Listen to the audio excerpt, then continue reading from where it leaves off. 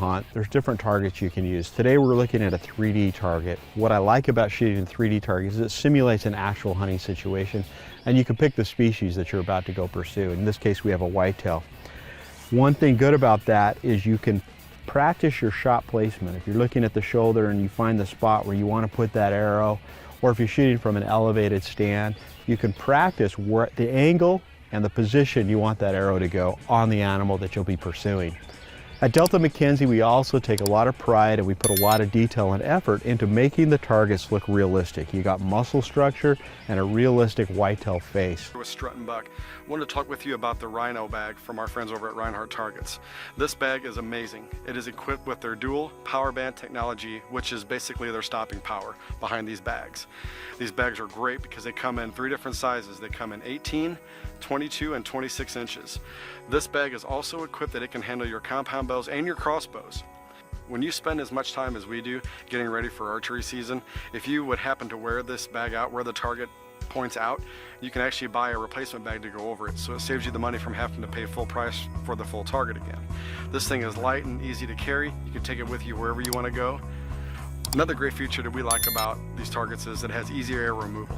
Nobody wants to be shooting at a target where you have to flip the target over, bend over, and pull it up with 2 hands. This is an easy one-arm pull, arrow comes out.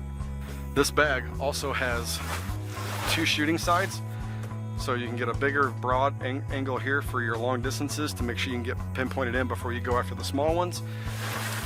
And it also has plenty of shooting side on this side for all your little spots that you want to try to hit and really, hone in on your skills. This is the Rhino bag from Larry Woodward. Hey, for all of us who've been shooting a bow, we all know that the Block Black is the toughest 4-sided archery target on the market today. It comes in 4 different sizes and offers so many different options. It comes in a 16, 18, a 20, and a 22-inch version. And with over 40 different high contrast aiming options, it covers all the bases for short and long range shooting.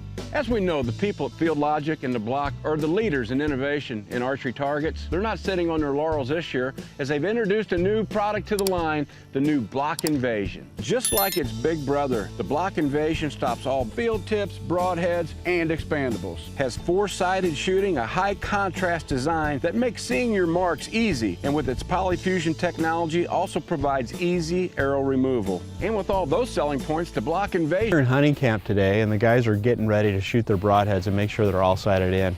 We've got in front of me here the Mogo. This is the high density Mo foam target from Delta McKenzie, and this is perfect for sighting in your broadheads. And it's great for hunting camp because it's really lightweight and small and portable. I love the Mo foam because it's higher density. It means it's going to last a lot longer. Also, what we do at Delta McKenzie is we have these welded layers. Most layered targets are loose. They're going to come apart really easy. At Delta McKenzie, we weld these targets together into a single piece, both inside and out. That means your target's going to last a lot longer. When those broadheads are going in and you're pulling them out, they stay together.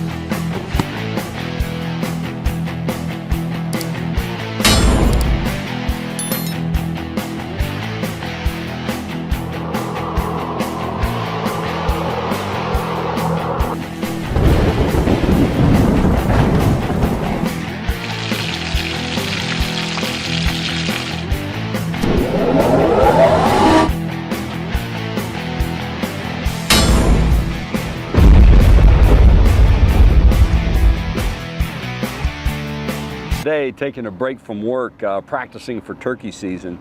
And what I'm shooting at is the Strutter turkey target by Delta McKenzie. If you notice, I've got a stool out here, and I was shooting from a stool because a lot of times when you're shooting at turkeys, you're in a blind sitting down. So I want to practice that way.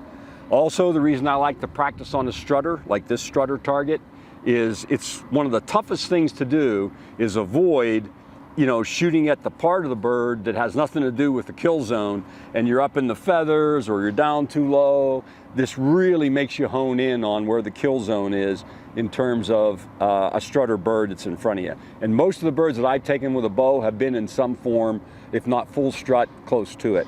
The other thing is I didn't go to any special pains to set this bird up. There's no rebar to pound in the ground. I just set it down and it sat flat. And when the arrows hit, you notice it didn't move. So some of the targets I've shot at, you have a separate tail piece that might jar loose, or the bird turns and twists whenever you hit it. So one of the things you can practice the front on shot, you know, hitting the bird at the base of the beard or right below the wattles, you know, the broadside, and see where you're hitting. And the shot that I wish I had most times, and I don't get, is the Strutter going away from you, where you shoot them up the vent. You can practice from all angles with this turkey. It's easy to set up. I also like the fact that he's slightly smaller than the birds I chase. And the reason for that is if I can hit this, I certainly can hit the kill zone on that bigger Strutter. So if you like the target and you want to try it, my stuff's just words. Try it for yourself. I think you'll be pretty pleased. Thanks for watching. Product buying link given in description.